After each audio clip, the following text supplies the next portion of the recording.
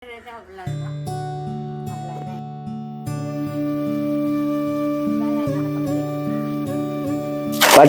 என்ன சாமி? இந்தாங்க, இதுல எல்லாமே இதுல உங்களுக்கு தேவையான அரிசி, பருப்பு, மிளகாத்தூள், மல்லித்தூள், எல்லாம் பிரெட் எல்லாமே இருக்கு. சரியா? நீங்க நிம்மதியா இங்க பாருங்க, நிம்மதியா நீங்க ஆக்கி சாப்பிடணுங்கிறத தான் வாங்கிட்டு வந்து தரேன். இந்த பாரு சாமி, அடுப்பெல்லாம் இருக்குது, இல்லாத கொடுமைக்கு. அதனாலதான் நான் வாங்கிட்டு வந்துட்டேன். இனிமேட்டு நான் உங்களுக்கு வாங்கி தரேன். சரி, நீங்க நிம்மதியா சாப்பிடுங்க. தீர தீர எனக்கு இதே மாதிரி அந்த அக்கா பக்கத்து இருக்கிற கிட்ட சொன்னீங்கன்னா போன்ல எங்க அத்தைகிட்ட வந்து சொல்லுங்க. எங்க அத்தை எனக்கு போன் பண்ணுவாங்க, நான் வந்து உங்களுக்கு தரேன். தீர தீர வந்து தரேன். சரியா? நான் வந்து பாத்துக்கிறேன். சரியா? நீங்க அளவுக்கூட சந்தோஷமா இருக்கணும், நிம்மதியா இருக்கணும். எதுக்கு அழகுறீங்க திருப்பி? எதுக்கு அழுகிறீங்க? ஒரு மாசம் எவ்வளவு செலவாகும் உங்களுக்கு?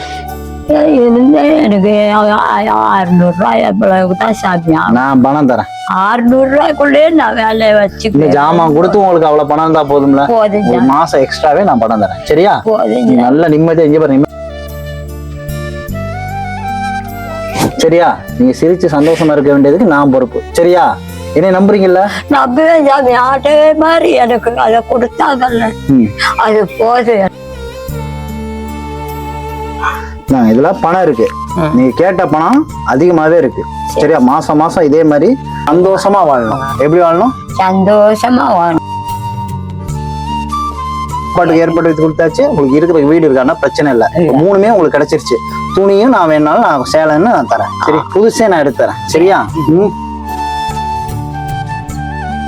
வச்சுக்கோங்க. என்ன வேணுமோ உங்களுக்கு, என்னெல்லாம் போய் இந்த பீங்கா அறுத்து இப்படிலாம் காலில் கஷ்டப்பட்டு இப்படிலாம் கஷ்டப்பட வேணாம். நிம்மதியா கடைசி காலம் நிம்மதியா நல்லா 3 நேரம் சாப்பிட்டோம், காசை வச்சு என்ன வேணும் வாங்கி சாப்பிட்டு நிம்மதியா இருக்கும். அதுக்கு நான் பொறுப்பு.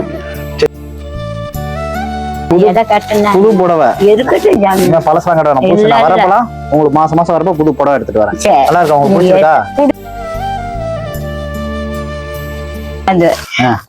எதை கொடுத்தாலும் மன நிம்மதியோட வாங்குவேன்.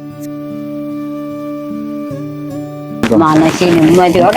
நான் வந்து உதவி பண்ணல, என்ன நினைக்கிறீங்க? அவரை ஏச நினைச்சு எனக்கு அவர் தான் எனக்கு உதவி கொடுத்தாருன்னு நான் நினைப்பேன். என்னையெல்லாம் அப்படி நினைக்க வேணாம், மகன் மாதிரி நினைச்சுக்கோங்க. கடவுளை முதல் நினைச்சுதாயா உங்களை நினைக்கிறேன். அவங்க வந்தாலும் இன்னைக்கு காலையில அங்கதான் வந்தேன். சொல்லு சாப்பிட்டேன். சொல்ல என்று சொல்ல காலையில வந்து ஆதார் கார்டு எடுக்க கூட ஒரு 50 ரூபா காசு எல்லாம் ரொம்ப கஷ்டப்பட்டாங்க அப்படின்னு எனக்கு அன்னைக்கு மனசு கேட்கல. அதனாலதான் நான் உடனே வந்தேன். நீங்க இல்ல. சரி, பரவாயில்ல, ஒண்ணும் பிரச்சனை. இனிமே நேரம் அங்க வந்துருங்க. எங்க அத்தைகிட்ட சொல்லிடுறேன். பண்றப்ப நான் உங்களுக்கு எல்லாமே நான் செஞ்சு கொடுத்தேன். சரியா?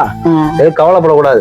உங்களை பார்த்த உடனே எனக்கு தெய்வத்தை பார்த்தது மாதிரி போய் வாசல் பைப்புல குளிச்சு உட்காந்து. அதனாலதான் நான் வெயிட் பண்ணேன். நீங்க குளிச்சுட்டு வர வரைக்கும் இருக்கணும். அங்கனே தான் உட்காந்து, வாசல்லே தான் உட்காந்துருந்தேன். பாட்டி எங்க குளிக்க போயிருக்காங்க அப்படின்னாங்க. அதனால வெயிட் பண்ணேன். சரியா? பூசல ஓகேவா? கட்டிட்டு வரீங்க? பாப்போமா? கட்டிட்டு வரீங்க. இதை கட்டி பாருங்க. இல்ல சாமி, வச்சுக்கிறேன். இப்போ வச்சுக்கிறேன் சாமி. வச்சுக்கிறீங்களா? எனக்கு போதும் சாமி. இது போயிட்டு வரட்டுமா? இது எல்லாமே இருக்கும், உள்ளே இருக்கும். அதை தைச்சு போட்டுக்கிறேன். சூப்பரா இருக்கா? சரிங்க பாப்பா. போதும் சாமி. இதை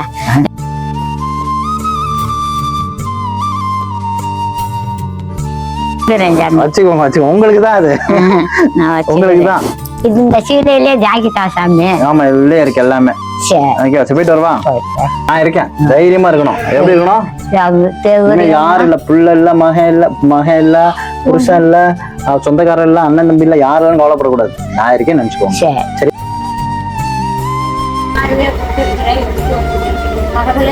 நல்லா இருக்கும்.